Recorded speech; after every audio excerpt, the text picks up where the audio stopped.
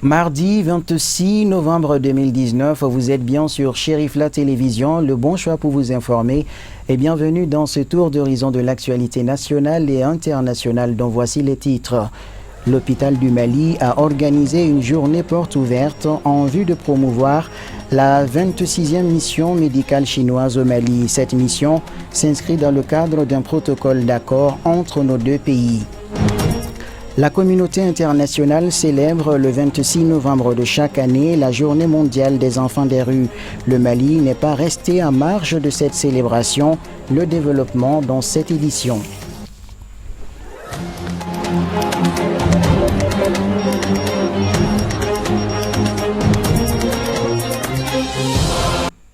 Encore une fois de plus, bonsoir et merci de nous choisir pour vous informer. Le Centre Marie Diengniaré a offert 50 bourses de formation en mode au profit des jeunes de la section des Ansars de Bamako. À la fin de la formation qui a duré 3 ans, 6 mois, les bénéficiaires sont venus présenter leur attestation au guide spirituel des Ansars, président du Haut Conseil islamique du Mali et président du groupement des leaders spirituels musulmans, afin de pouvoir bénéficier de ces bénédictions et accompagnements. C'est un reportage de Loutou Sidibé avec la voix de Kafouné Bachili. Durant 3 ans et 6 mois, 50 jeunes membres de l'association Ansardine de Bamako ont été formés dans différents corps de métiers de mode, notamment en coupe, couture, broderie, modélisme et stylisme, sans tenir compte de leur niveau d'études. À travers cette formation, le Centre Marie Diengniaré entend faciliter l'insertion socio-professionnelle de ces jeunes. Au fait, l'objet de la visite, parce qu'on avait fait une promesse à l'association Ansardine de former les jeunes filles et garçons dans le domaine de la mode. Donc, ils ont fini avec la formation et la remise des diplômes a été faite. Nous sommes venus ce soir pour venir présenter les diplômes à Seyd Chérif Ousmane Madani Haïdara. Oui, nous sommes satisfaits parce que ces jeunes filles et garçons ont bénéficié de la formation en coupe, couture, stylisme, modélisme et en broderie. Je lance un appel aux parents d'élèves, aux enfants qui ont eu la chance d'aller à l'école ou bien ceux qui ont eu leur diplôme et n'ont pas de travail, de venir au Centre Marie Diengniaré pour apprendre un métier, car le métier c'est l'avenir. Les bénéficiaires se disent satisfaits de la qualité de la formation suivie. Ils ont remercié les guides spirituels des Ansars et les centres de formation Marie Diengniaré.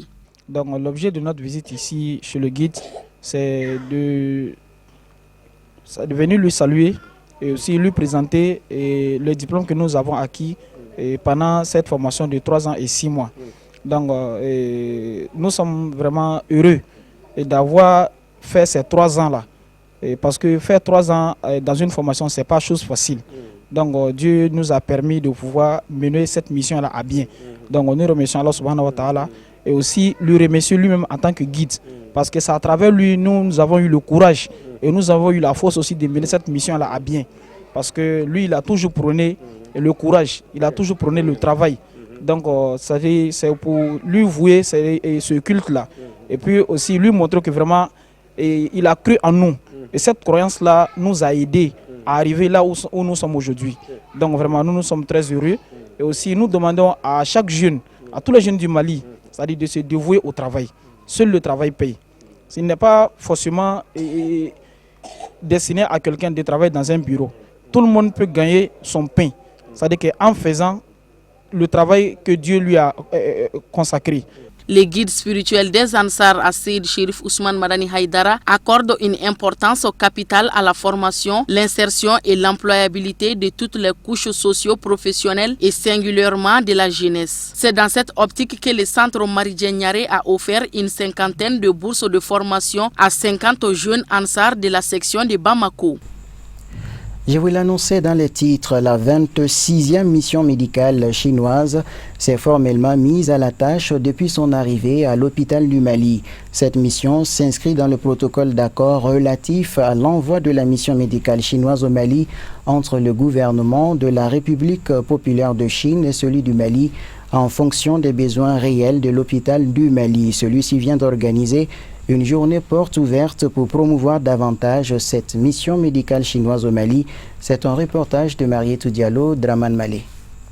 La nouvelle mission médicale chinoise comprend au total 24 personnes composées de médecins et d'infirmières. Le personnel de l'équipe est hautement qualifié. Ils fournissent des services en traumatologie, gynécologie, chirurgie générale, ORL, radiothérapie, radiologie et dans le domaine du laboratoire. L'équipe comprend 11 femmes ayant toute une grande expérience médicale. Maintenant, c'est la 26e mission chinoise. Nous sommes 24 et nous sommes dans plusieurs services de l'hôpital de Mali. Et c'est ici, c'est la radiothérapie. Et c'est notre physicien, spécialiste physicien qui travaille dans ce service et aussi notre interprète Sophie. Il y a aussi la médecine générale, la chirurgie et aussi ophtalmologie, anesthésiste, acupuncteur et la médecine ORL. Et même pour les services qu'il n'y en a pas, les médecins chinois qui travaillent là, on leur offrir des produits ou bien des équipements médicaux pour leur travail. Voilà, c'est notre aide aux Maliens à l'hôpital du Mali.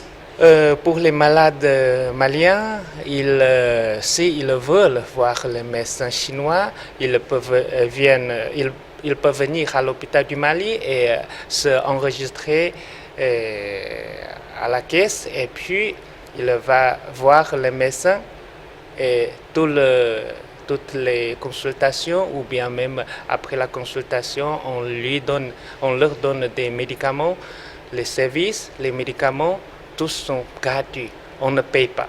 Nous sommes un groupe de médecins et notre mission est de soigner les malades ici et aussi on vit au Mali. Comme ça, il faut avoir des amis, avoir des collègues maliens. Et en tout, je crois qu'on se sent très bien au Mali et on a aussi des amis maliens. Par jour, il y a aussi plus de 10 opérations par semaine et aussi des malades qui viennent recevoir des consultations de la médecine traditionnelle chinoise comme acupuncture. Voilà, ça là, ils ne enregistraient à la caisse. Ils peuvent venir plusieurs fois quand il était là. Les patients apprécient fortement l'intervention chinoise et la gratuité des soins à leur niveau. En plus de cela, leur attitude amicale suscite l'admiration des malades et de l'hôpital, ce qui explique le nombre élevé de consultations, plus de 200 par jour, toutes spécialités confondues. L'apport qu'ils font est un apport incommensurable. Il faut d'abord dire que la mission que nous abritons actuellement est la 26e du genre. Donc c'est une coopération qui date depuis les premières années de l'indépendance, où la République populaire de Chine a accepté d'envoyer des médecins au Mali et qui viennent consulter nos populations. Cet apport est incommensurable parce que c'est d'abord des gens qui quittent un milieu culturel complètement différent du nôtre et qui viennent ici et qui consultent nos populations et qui aussi nous apportent des équipements, qui apportent des médicaments. Comme vous l'avez vous-même constaté ce matin, à l'occasion de cette journée porte ouverte, ils sont pratiquement dans tous les services, de la pharmacie jusqu'au centre de radiothérapie, en passant par le laboratoire, l'imagerie, l'ORL, la médecine interne. Donc ils sont pratiquement dans tous les services de l'hôpital et ils reçoivent tous les Maliens vraiment qui les sollicitent. Donc je pense que c'est vraiment un apport incommensurable, où ils collaborent parfaitement avec les professionnels maliens. Et dans tous les services, vraiment, c'est de les remercier d'abord pour cet effort qu'ils font à l'endroit de nos compatriotes, mais aussi remercier également le personnel malien qui a accepté de les accueillir, de les recevoir et de les intégrer au sein de ces équipes, malgré les barrières culturelles, malgré les barrières de la langue. Vraiment, je pense qu'ils travaillent en parfaite harmonie, en parfaite complicité. Cette journée portes ouvertes aura permis aux hommes des médias de cerner le mode opératoire de la 26e mission médicale chinoise au Mali. L'actualité nationale sur un autre plan, l'unité de gestion du programme Harmonisation et innovation au bénéfice des initiatives de la société civile d'utilité sociale IGP Hibiscus a procédé ce mardi 26 novembre au mémorial Modibo Keïta à la cérémonie de signature de protocole de subvention avec les organisations de la société civile bénéficiaires des régions de Gao, Kidal et du district de Bamako. L'événement qui prouve à suffisance l'intérêt de cette structure à appuyer la société civile dans ses initiatives était présidé par le ministre des Réformes institutionnelles et des relations avec la société civile. C'est un reportage de Samaïla Sanogo, Samba Traoré. Cette cérémonie de signature entre l'unité de gestion du programme Harmonisation et Innovation au bénéfice des initiatives de la société civile d'utilité sociale et les organisations de la société civile bénéficiaire marque un processus de financement des initiatives d'une société civile vitale pour le développement de l'État. Les 107 organisations que nous avons retenues, c'est rare de voir un programme qui s'investit dans les organisations de la société civile. C'est-à-dire que les organisations de la société civile que nous avons appuyées dans le cadre de cette subvention, ce n'est pas pour qu'elles mènent des activités autre chose, mais c'est pour qu'elles se renforcent elles-mêmes, leurs propres capacités internes de gouvernance, de fonctionnement, mais aussi améliorer leurs compétences dans le domaine de la décentralisation du genre. Les bénéficiaires émis de joie ont exprimé toute leur gratitude à l'endroit des donateurs avant de laisser entendre que ce tapis venu à point nommé permettra de renforcer leur capacité de travail. Nous avons toujours eu son appui et cela nous réconforte beaucoup. Et ça réconforte surtout les organisations de la société civile du niveau 1, qui sont des associations qui n'ont pas tellement de moyens. Et avec Hibiscus, disons avec POSCD d'abord, qui est une suite de Hibiscus, nous comptons renforcer nos capacités dans ces domaines des activités qui nous ont été confiées, surtout sur les genres et la décentralisation, et sur le développement aussi des collectivités. Après avoir demandé à l'assistance de s'incliner devant la mémoire de nos compatriotes tombés sur le champ de l'honneur, le ministre des Réformes institutionnelles et des relations avec la société civile dira que cet événement honore à plus d'un titre, car la société civile a besoin d'être accompagnée dans ses projets pour le progrès de l'humanité. En vue d'appuyer justement les organisations de la société civile malienne de tous les niveaux et dans toutes les régions de notre pays. Le programme est doté d'une enveloppe financière de 5 millions d'euros pour une durée de 3 ans. Mesdames et messieurs, ainsi dans le cadre de la mise en œuvre de ce programme, l'unité de gestion d'Hibiscus a procédé au lancement en janvier 2019 de l'appel à manifestation d'intérêt intitulé « Formation et accompagnement technique individualisé des organisations de base OSC niveau 1 ». Tout en félicitant les heureuses organisations bénéficiaires de cette première subvention, je voudrais les exhorter à une utilisation judicieuse et efficiente de cet appui, afin de pouvoir jouer pleinement leur rôle sur le vaste chantier de consolidation de la cohésion sociale et du développement des collectivités bénéficiaires de leurs actions. Retenons que cette cérémonie de signature des protocoles de subvention avec les organisations de la société civile des régions de Gao, Kidal et du district de Bamako intervient après celle des régions de Kaï, Koulikoro, Sikasso, Ségou, Mopti et Tombouctou. Direction Ségou, la cité des Balanzans, où la salle de conférence de la Chambre de commerce et d'industrie a abrité du 23 au 24 novembre les travaux de la 4e édition du Forum national de la jeune fille organisé par le Réseau national de la jeunesse du Mali. Durant 2 jours, les participants venus de plusieurs localités du pays ont été édifiés sur la problématique du bien-être, des violences basées sur le genre et l'insertion socio-économique des filles. Les travaux de clôture de ce forum était présidé par le chef de cabinet du ministre de la Santé et des Affaires sociales. Nos envoyés spéciaux, Samaïla Sanogo, Ibrahim Koulibaly. Cadre de réflexion sur le bien-être de la jeune fille et l'amélioration de ses conditions au quotidien. Ce Forum national de la jeune fille a tenu toutes ses promesses, d'où la satisfaction des organisateurs. Pendant 2 jours, vous avez travaillé efficacement et durement sur les thématiques émergentes en lien avec les préoccupations de la femme et de la jeune fille. Avec un engagement ardent, vous avez adopté le draft du projet d'appui à la femme et à la jeune fille PAGEF comme l'un des résultats majeurs du 4e Forum national de la jeune fille. au nom de l'ensemble des membres du RENAGEM, je vous dis bravo pour cette grande avancée de notre lutte en faveur de la femme et de la jeune fille. Avec l'autonomisation de la jeune fille au cœur de ces travaux, cette 4e édition du forum a été un espace adéquat d'éclaircissement sur les droits féminins. Au cours de ce panel, la thématique développée, c'était la problématique de la scolarisation et du maintien des filles à l'école.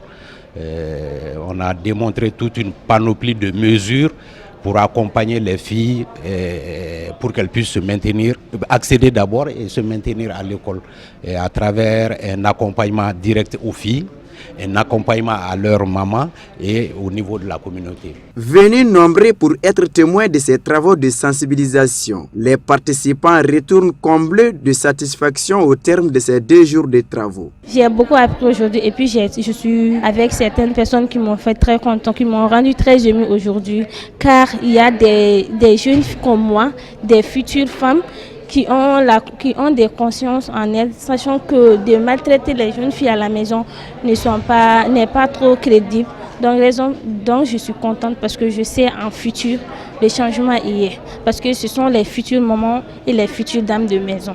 Le réseau national de la jeunesse du Mali dans cette lutte contre la marginalisation du genre mérite le soutien et l'accompagnement de tous pour la finalisation et l'atteinte de ces objectifs.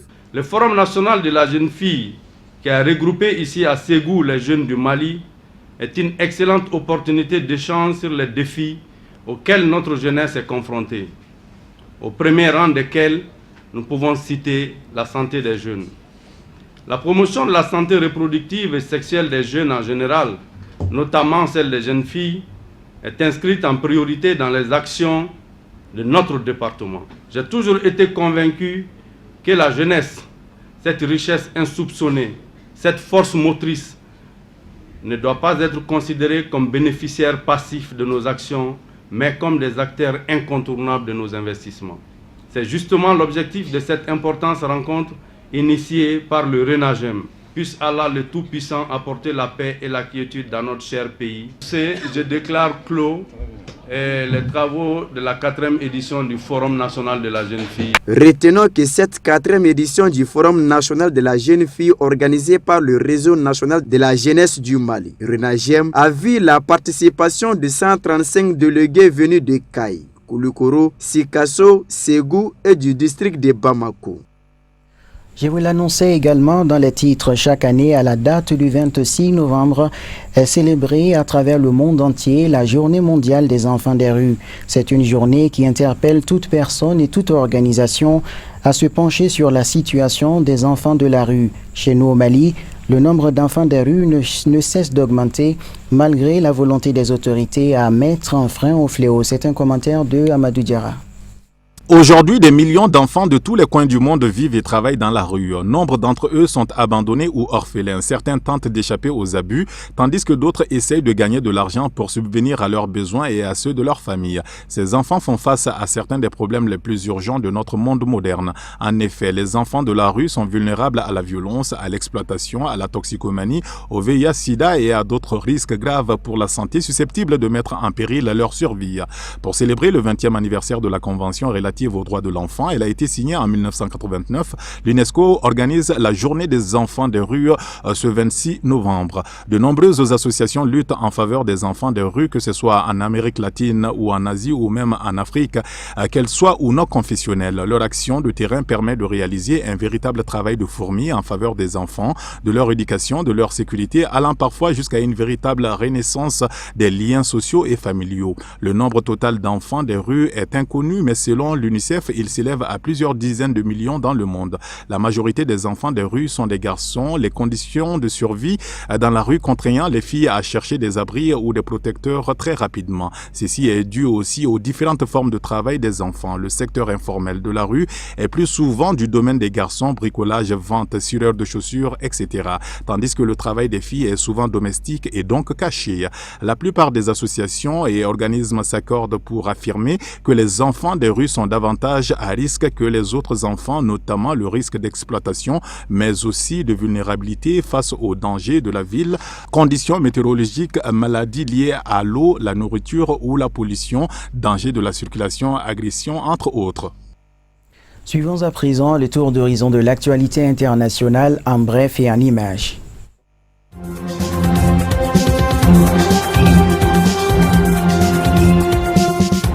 L'Élysée a annoncé ce mardi matin que 13 soldats français avaient trouvé la mort lundi soir lors du crash de 2 hélicoptères dans la zone des 3 frontières dans le nord du Mali. Alors que la force Barkhane lançait une opération d'opportunité contre les groupes terroristes armés dans la région du Liptako, lundi soir, 2 hélicoptères se sont donc percutés. Il s'agit d'un Cougar transport de troupes et d'un hélicoptère d'attaque, le Tigre. Il n'y a pas de rescapés. 6 sous-officiers et 6 officiers et un caporal-chef tombés en opération et morts pour la France dans le dur combat contre le terrorisme au Sahel, a indiqué la présidence française dans un communiqué ce mardi matin. Le président français Emmanuel Macron a salué le courage des soldats morts pour la France.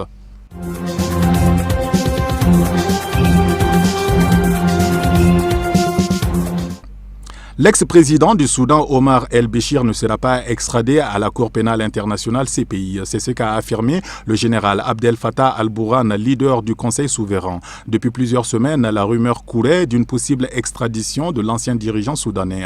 Omar El-Béchir est visé par un mandat de la CPI pour crimes de guerre, crimes contre l'humanité et génocide au Darfour. Alors que les appels pour le transfert d'Omar El-Béchir à la CPI se sont multipliés ces dernières semaines, le général al-Burhan met fin à tout espoir. Le Soudan n'a aucune obligation envers la Cour pénale internationale, avait rappelé l'ambassadeur du Soudan à l'ONU, Khartoum, n'ayant pas signé les accords de Rome.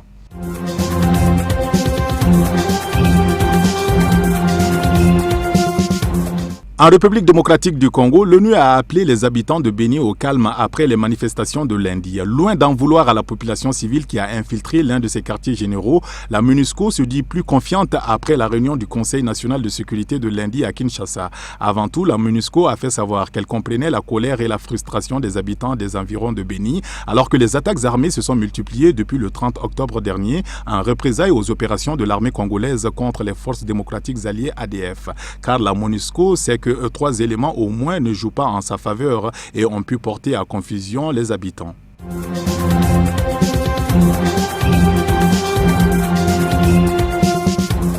Ce lundi 26 novembre en soirée, la violence est montée d'un cran au Liban, théâtre depuis la mi-octobre d'une vaste contestation contre la classe politique accusée de corruption. À ce mouvement de protestation s'est greffée une crise politique après la démission du Premier ministre le 30 octobre dernier et le retard pris dans la désignation de son successeur. La tension est montée après la mort dimanche à l'aube d'un homme et d'une femme dont la voiture a percuté des obstacles sur une autoroute bloquée par des manifestants au sud de Beyrouth. Cet incident a provoqué la colère de la communauté chiite à laquelle appartiennent les 2 victimes. La situation a commencé à dégénérer après un sitting organisé dans la banlieue sud de Beyrouth, un fief du Hezbollah et de l'autre formation chiite, le mouvement Amal du président du Parlement Nabil Berri, pour protester contre la mort de ces 2 personnes.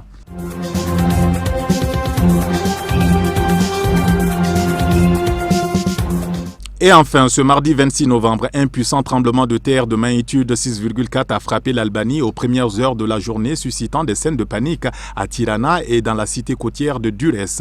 Dans cette ville, un immeuble s'est effondré, indique le ministère de la Défense. L'épicentre de cette secousse a été situé en mer Adriatique, à 34 km au nord-ouest de Tirana, à une profondeur de 10 km, déclare le centre sismologique euro-méditerranéen. Les dégâts sont considérables, a déclaré le porte-parole du ministère de la Défense à l'agence France Presse. Un hôtel de 3 étages de Durrës s'est effondré, tandis qu'un autre immeuble dans le centre-ville est gravement endommagé.